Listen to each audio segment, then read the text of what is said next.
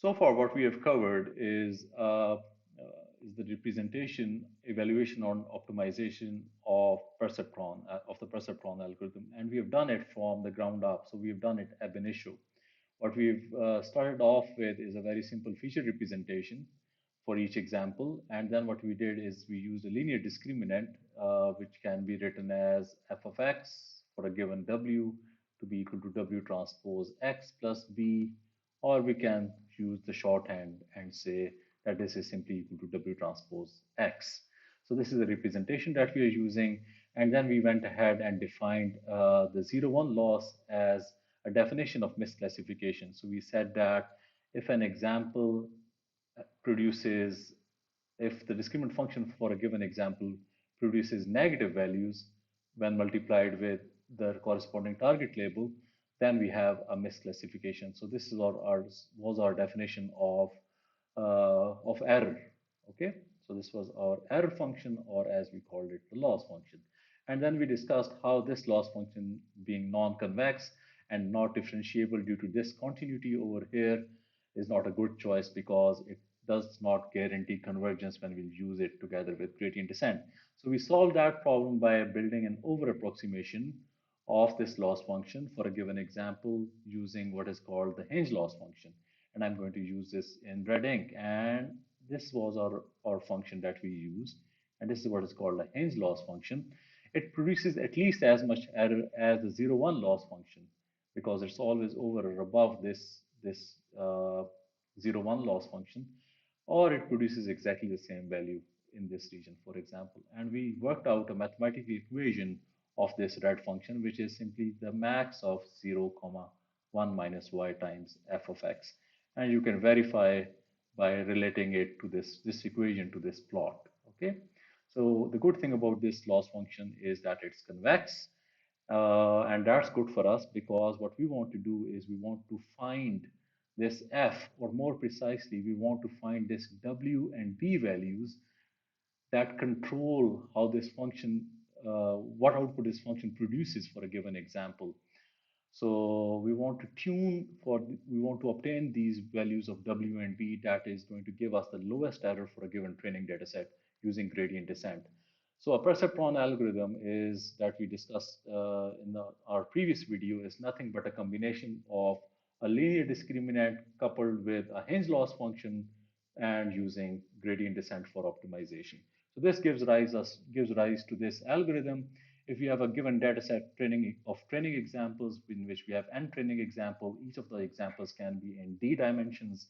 D can be arbitrarily large, it doesn't really matter. Then we have a binary classification problem. So we have the corresponding labels, which can either be +1 or -1. Then we can solve for where we can obtain the values of W and B that is going to give us the lowest error using this algorithm. So what we do is just like the perceptron, just like the gradient descent algorithm, we initialize our initial weight values, which can be anything chosen at random. Once we have that, we pick a particular example from our training data set, we pass it through to the discriminant function, we compute the output score. And if the product of the output, discriminant function output or the discriminant function score multiplied with the corresponding label is less than 1, in which case there is an error as defined by the Hinge loss function, then what we do is use the gradient descent weight update to update our weights.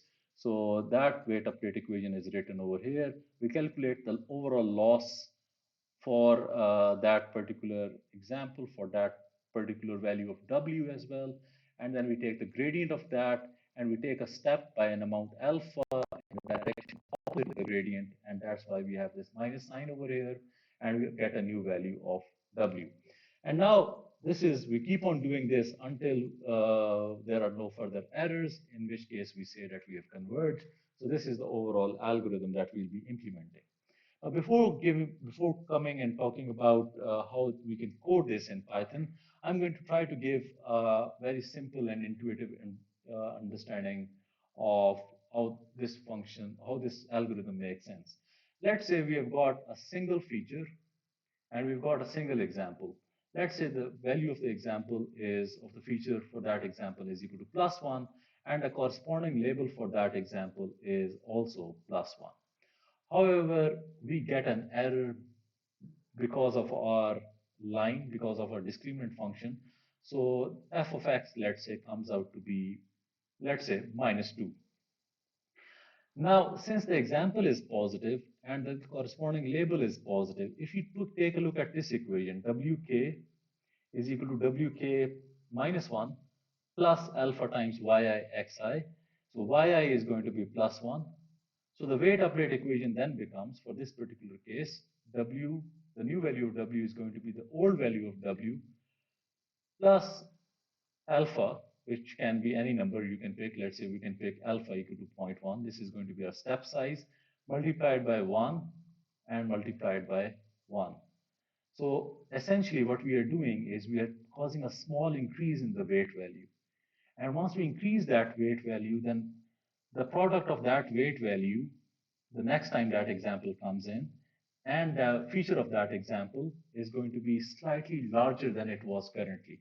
And if we keep on doing this many times over, then that example, which was originally misclassified because it produced a negative score, despite the label being positive, that is now going to be classified correctly. So that is an intuitive understanding of how this algorithm works.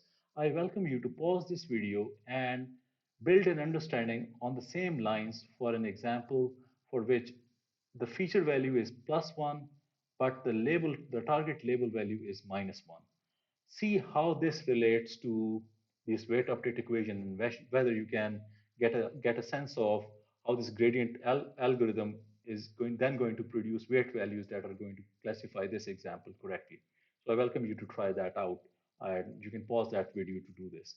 However, what we are going to do next is to relate what we have done so far, this representation, evaluation, and optimization, and leading to the development of the perceptron algorithm, to the history of the perceptron algorithm. So this algorithm was originally proposed by these two guys, Marvin Minsky and Rosenblatt, back in the 1960s. So this is one of the original neural networks, and that is where we are at in terms of machine learning. So these two people are what I call the godfathers or the forefathers of modern machine learning. They developed the first algorithms by combining a machine learning problem, a statistical learning problem with representation, and by defining a Heinz loss function and then optimizing it for using gradient descent. So that's where it's coming from.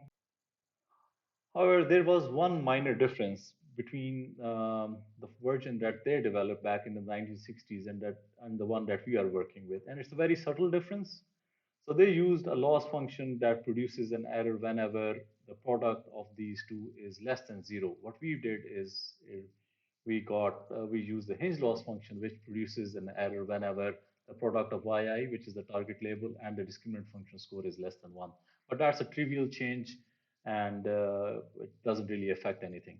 The best thing about this perceptron learning rule is perceptron learning rule, or the algorithm that we have discussed, is that if the dataset is linear, that is, if it's linearly separable, then no matter what your starting weight value is, because the Heinz loss function is convex, and because we've done away with the 0, 1 loss, and if we allow the gradient steps to go for a long time, and if we wait patiently, then for a linearly separable data set, this problem is always going to find the accurate solution. Is always going to be solved accurately. So that's the good thing about this perceptron learning rule. And this theorem that we are not going to prove in this class is called the perceptron learning rule convergence theorem. It stems from the fact that since we have a convex loss function, and which we are trying to optimize, therefore, the gradient descent algorithm, which always works whenever the function is convex, gives rise to this naturally. So this is where it's coming from. So this can be used as a test, as a loose test for determining whether a given data set is linearly separable or not, when you cannot do that through constraint satisfaction manually, or when you cannot do it using geometry because the number of dimensions is very large, or because the number of constraints is very large. So this allows us to not only identify whether a given data set is linearly separable or not, but it also gives us the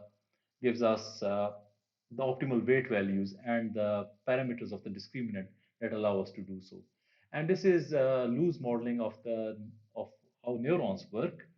And we are not going to talk in too much detail right now about neural networks. We're going to have a part of this module dedicated to neural networks. So I'm going to revisit how this perceptron or the learning algorithm that we develop right now is a very loose model of how a single neuron in your brain works.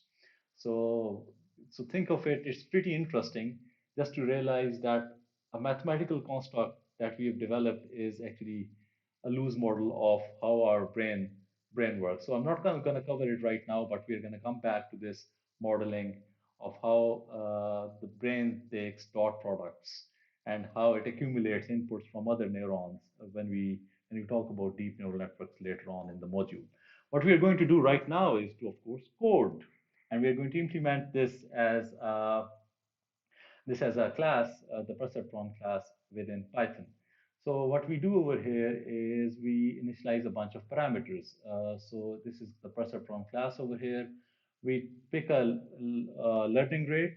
We call it alpha. We take the number of iterations, which are called epochs. So each epoch is a single iteration throughout the whole training data set. So if you go back to this algorithm that we were working with, you can see that we have a while loop over here until convergence. And within that loop, we have another for loop that allows us to pick a certain example, in which we pick a certain example, and then we do some error calculations and gradient updates on that. Okay, so this loop goes through each of the data points, and once we have gone through each of the data points, we call this as one epoch through the data set. And we can do multiple epochs through the data set until we converge, until we find such weight values of W and B that do not give us any error. So that's what this epoch means. For, a, for by default, this function is going to go through the data set, the training data set about 200 times, but you can change that as you see fit. Okay, we can initialize our neural network with zero weights and a random bias value in the beginning. And this is the primary loop that we are interested in. Okay, so we choose a random weight value of the weight parameter, and then we go through multiple epochs. Within each epoch, what we do is we check whether our prediction for the given data set, for a given example in the data set, matches the target value. And if it does not, as we saw, then what we need to do is we need to update our weights using the gradient weight update equation, which essentially was W. We can assign a new value to W based on the old value plus alpha times YI xi. So this over here is an implementation of this equation, and we can do a similar thing for the bias, which I welcome you to work out yourself. And we keep on doing this until we end up with weights and bias values that do not give us any error, in which case we break and we return that optimal value. And this code over here is simply a code that allows us to, so we have training. This allows us to run the perceptron for a given training set. We have a training set in which we have two features. We have -1, 0, 0, 1, 4, 4, and 2, 3. And then we have the corresponding target values for these points, which are -1. So for this example, -1, 0, we have a target value of -1. For this one, we also have a target value of -1. And for the last two examples, the target value is +1. So then next, what we do is create an object of perceptron. We pass our training data set to this fit function that we have created. And what this function does is it's going to find these optimal values of weight W and bias for this particular data set. And once we have that, I'm going to use a function called plotted that you do not need to worry about right now. But what it allows us to do is it allows us to visualize the, the data set and the classifier that we have. So next, what we are going to do is we're going to try to execute this code. This is the exact same code over here in Spider. And what we are going to do is we are going to run this. So if we execute this, so this is the output of this particular uh, trial run of perceptron. We have two features. We have got X1 and X2. We have got four examples. We have got two examples that are in cyan over here on your screen, though pretty small, but I hope you can see those. And we have two yellow examples, which are over here, which are originally positively labeled. And then this blue line that you see on your screen is the discriminant function. Anything that is colored as purple over here has a decision function value greater than 0, so it's close to +1 actually, and everything that is white has a negative decision value, and that is shown over here in this color bar over here. And as you can see that we have found a line that separates these two classes. And now what I want you to do is to play with this code that I've given you, and you can change the dataset. The only constraint it has is that you need to have binary labels, which are +1 and -1 for each of the examples. But I welcome you to try out what happens when you change the learning rate, for example, and what happens when you change the data. For example, what happens when you use a linearly non-separable data set. So play with this and work it out. And in the lab session, in one of the labs, there's going to be a lab session or a lab exercise on how you can use perceptron, the built-in perceptron in scikit-learn as well. So this is a really real simple test case or a real simple implementation of perceptron from the bottom up. What we started off with is nothing but a simple representation. We represented each feature. We used a linear function as a discriminator. We defined what is an error, that is the evaluation step, and then we used gradient descent to come up with an algorithm that we then implemented and got those beautiful plots. So it's nothing rocket science, it's pretty basic. The only thing that you need to do is to do it in a systematic manner. What I would like you to spend some time on is to go through the representation step, the evaluation step, and the optimization step so that you can come up with this algorithm by yourself. Okay, so it's not too hard. The only thing we are doing here is integrating hinge loss with gradient descent. And I've given you enough resources and enough code as well to understand this in a better way. So I hope this helps. If there are any questions, please let me know. Thank you for your attention.